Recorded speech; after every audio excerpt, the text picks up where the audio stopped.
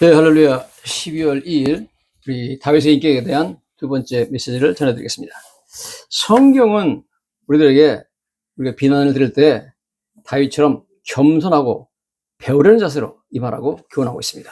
잠언서 12장 1절에 보니까 훈계를 좋아하는 자는 지식을 좋아하거니와 징계를 싫어하는 자는 짐승과 같으니라. 하나님께서 다른 사람 비난을 통해서 나를 훈계하려고 하는데 그걸 싫어하는 사람은 짐승과 같다. 영어로는 stupid 이렇게 나와 있습니다.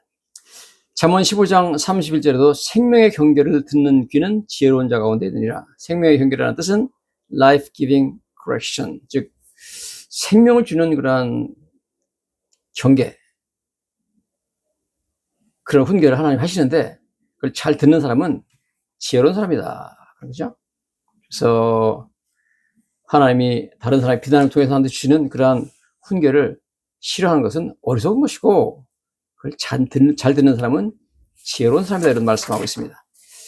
또 같은 잠언 15장 32절에 이렇게 나와 있죠. 훈계를 받기 싫어하는 자는 자기 영혼을 경외하기미라. 견책을 달게 받는 자는 지식을 얻느니라 그랬습니다. 훈계를 받기 싫어하는 사람은 자기 영혼을 경외한다. 영어 성경에 보니까 despise themselves, 자기를 무시하는 것이다, 그렇게 나왔습니다. 견책, 즉 훈계하는 것을 달게 받는 자는 지식을 얻는다, 깨달음을 얻는다는 거죠. 아, 저 말씀을 통해서 하나님께서, 저 사람의 비난을 통해 나한테 하나님께서 교훈하시는구나, 그러면서 훈계를 달게 받는 사람이 지혜로운 사람이다, 그런 말씀이죠. 다윗 왕은 선지자 나단을 통해서 밧세바와 우리아 사건에 관한 하나님의 책망을 들을 때 겸손하게 회개했습니다. 그리고 하나님께 용서를 빌었습니다. 시편 51편에 보면 다윗이 회개하는 모습이 나오죠. 하나님이여, 주 인자를 따라 내게 은혜를 베푸시며 주의 많은 긍휼을 따라 내 죄악을 지워주소서. 나의 죄악을 맑게 씻으시며 나의 죄를 깨끗이 지하소서. 무릇 나는 내 죄가 아노니 내 죄가 항상 내 앞에 있나이다. 하나님, 나는 내가 얼마나 죄인인지 압니다. 하나님, 내 죄를 용서해 주시고 내 죄를 깨끗이 씻어주세요. 이렇게 회개하는 겸손한 모습을 보여주고 있습니다. 성경에 나오는 요셉은 보디발의 아내로부터 너무나 억울한 비난을 당했습니다. 그래서 몇 년간 옥살이를 했습니다. 그러나 놀랍게도 보디발 아내에게 분노하거나 복수를 계획하지 않았습니다. 그가 억울한 누명을 뒤집어 쓰고 감옥에 들어간 것은 하나님의 섭리였습니다. 그는 감옥에서 술 맡은 관원장과 떡 맡은 관원장의 꿈을 해석해 줌으로써 나중에 애굽의 총리가 될 수가 있습니다. 즉,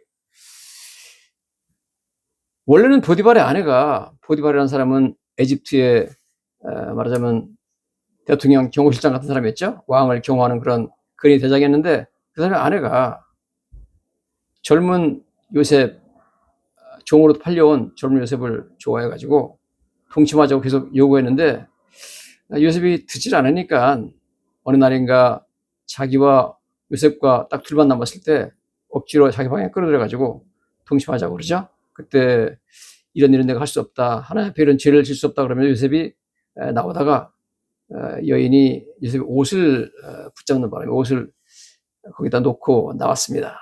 나중에 이 여인이 남편과 자기 집안 사람들한테 완전히 거짓말로 요셉을 모함하죠. 뭐라고 모함하냐 하면 창세기 39장 14절입니다. 그 여인의 집 사람들을 불러 그들에게 이르되 보라, 주인이 히브리 사람을 우리에게 데려다가 우리를 희롱하게 하는도다.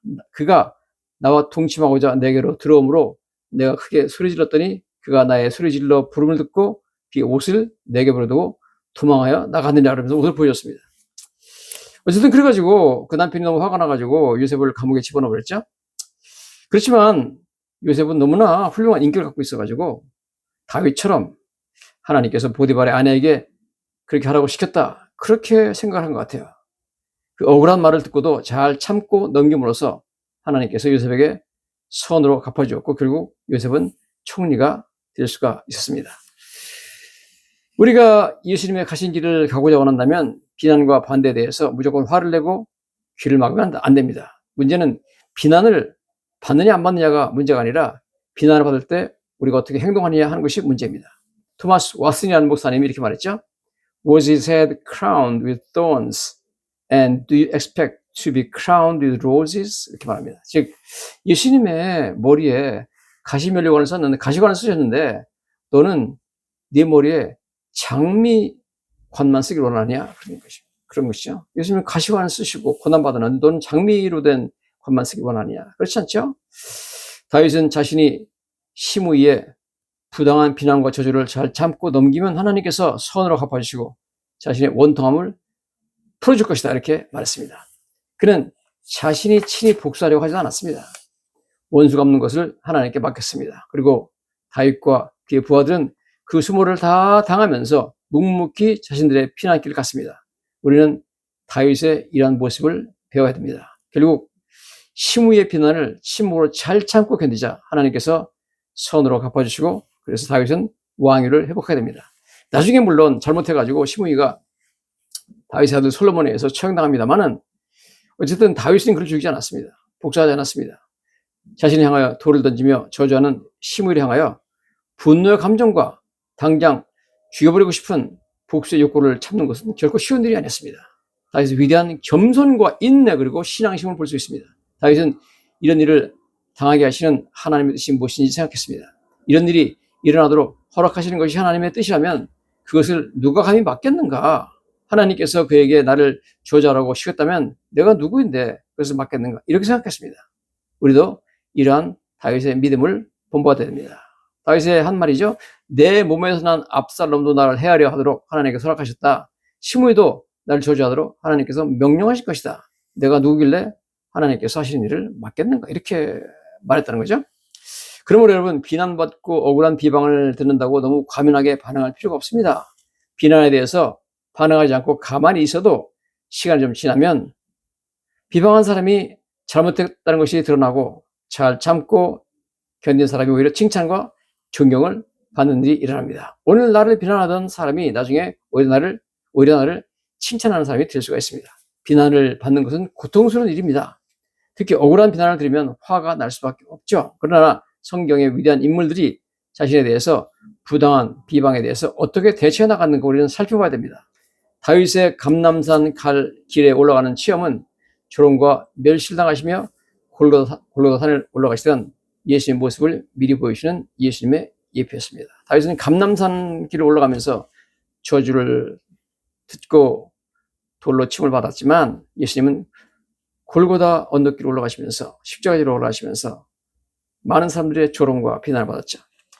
베드로전서 2장 23절 4절에 이렇게 나와 있습니다. 이를 위하여 너희가 부르심을 받았으니 그리스도도 너희를 위하여 고난을 받으사 너에게 본을 끼쳐 그 자취를 따라하기 위해서는 예수님이 본을 끼쳤다는 거예요. 예수님이 우리한테 모범을 보였다. 너희들도 이렇게 하라는 거죠. 뭐라고 나왔냐면 그는 죄를 범하지 아니했고 그 입에 거짓도 없으시며 욕을 당하시되 맞대 욕하지 아니하시고 고난을 당하시되 위협하지도 아니하시고 오직 공의로 심판하시는 이에게 부탁하시며 여러분 예수님이 욕을 당하고 조롱당했지만 같이 맞대서 욕을 안 했다는 겁니다. 예수님이 고난당했지만 자기를 갖다가 죽이는 사람들을 위협하지 않았다는 겁니다. 오직 공의로 심판하시는 이에게 하나님께 부탁했다는 겁니다. 원수를 하나님께 갚아달라고 하나님께 부탁하고 친히 원수를 안 갚았다는 겁니다. 예수님처럼 지혜 없으신 분도 비난을 받았습니다. 세상은 악해서 아무리 선하고 의로운 사람도 비난을 받고 억울한 말을 듣게 됐습니다. 대제사장과 장로들은 예수님이 로마 통치에 저항하며 백성을 선동하는 반역자라고 해가지고 빌라도에게 고발했습니다. 억울한 누명을 씌운 거죠. 누가복음 23장 1절 2절에 우리가 다 일어나 예수를 빌라도에게 끌고 와서 고발하여 이르되 우리가 이 사람 보매 우리 백성을 미혹하고 백성들 속여가지고 선동한다는 거죠. 가이사에게 세금 바치는 것을 금하며 가이사는 로마 황제를 말합니다. 시저한테 세금 바치지 말라 그래가지고 말하자면 반란을 일으킨다는 거죠. 자칭 왕 그리스도를 한다. 자신이 왕이라고 하면서 우리나라 왕은 나고 로마 왕이 우리 지도자가 아니다. 그렇게 말해서 반역을 한다는 겁니다.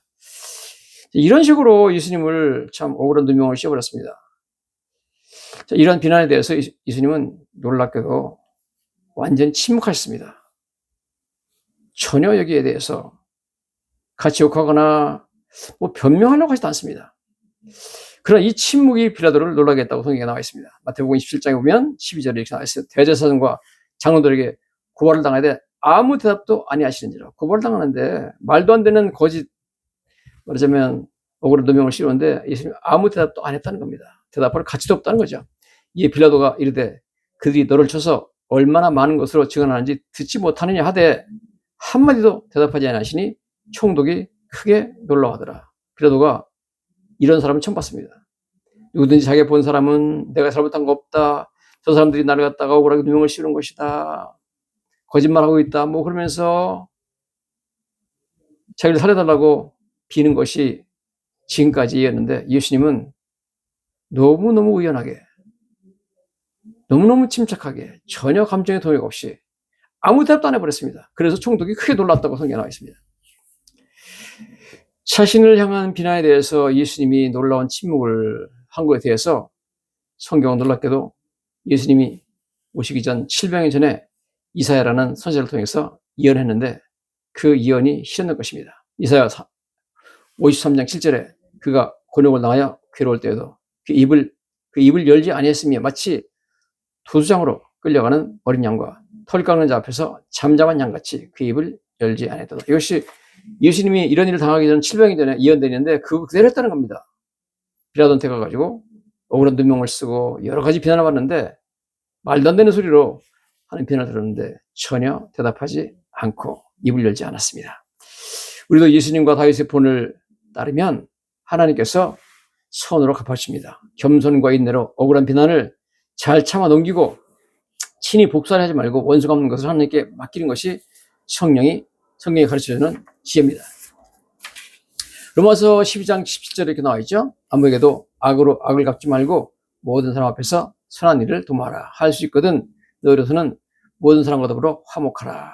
내 사랑하는 자들아 너희가 친히 원수를 갚지 말고 하나님의 진노하심에 맡기라. 기록되었으되 원수 갚는 것이 내게 있으니 내가 갚으리라고 주께서 말씀하시느니라. 내 원수가 줄이거든 먹이고 목마르거든 마시게 하라. 그러므로 내가 숯불을 그의 머리에 쌓아놓으리라. 악에게 지지 말고 선으로 악을 이기라. 이렇게 말하고 있습니다. 악에게 지지 말고 선으로 악을 이기라. 악을 악으로 갚지 말라. 예수님 말씀이죠. 원수 갚는 건 네가 하지 말고 하나님께 맡기라. 하나님이 원수 갚아준다는 겁니다. 원수를 친히 갚는 것이 이기는 것이 아니라 진정한 승리는 원수 갚는 것을 하나님께 맡기는 것입니다. 악으로 악을 갚는 것이 승리가 아니라 오히려 악인에게 선을 행해주는 것이 진정한 승리입니다. 이것이 성경이 우리에게 가르쳐주는 오늘의 진리인 것입니다. 다윗의 본과 예수님의 본을 따라서 우리도 억울한 비난을 받을 때 하나님께 모든 것을 맡기고 오히려 침묵하며 잘 참고 견디시면 하나님께서 선으로 갚아주시고 좋은 상급으로 갚아주시며 원수를 대신 갚아줄 줄로 믿습니다. 할렐루야.